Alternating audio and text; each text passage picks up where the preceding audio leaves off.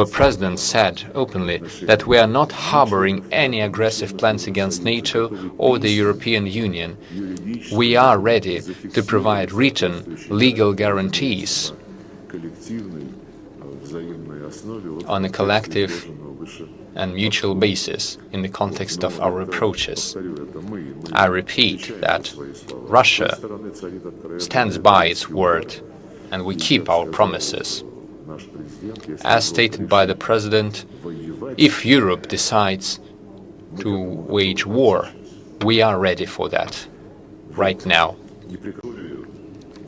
It is no accident that throughout the long history, Europe has long been the organizers of all the evils of humanity, starting from colonialism, slavery, World War I, World War II, and Europe once again tries to do something more.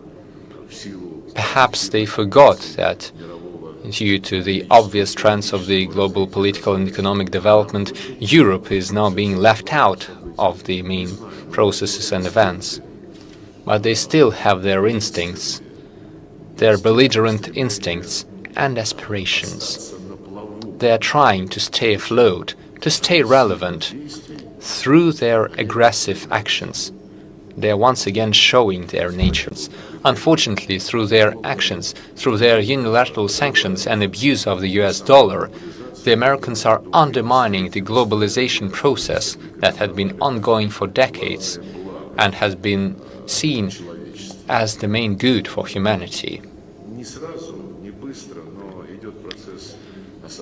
We are slowly moving through the process of realizing that this is not a good for humanity. This configuration of the global economy only allows a single country to dictate its conditions to the others, and any seriously minded countries who are willing to preserve their sovereignty will be creating their own alternative structures. We will not rely upon the mechanisms that have been proven inefficient and used for suppression of others.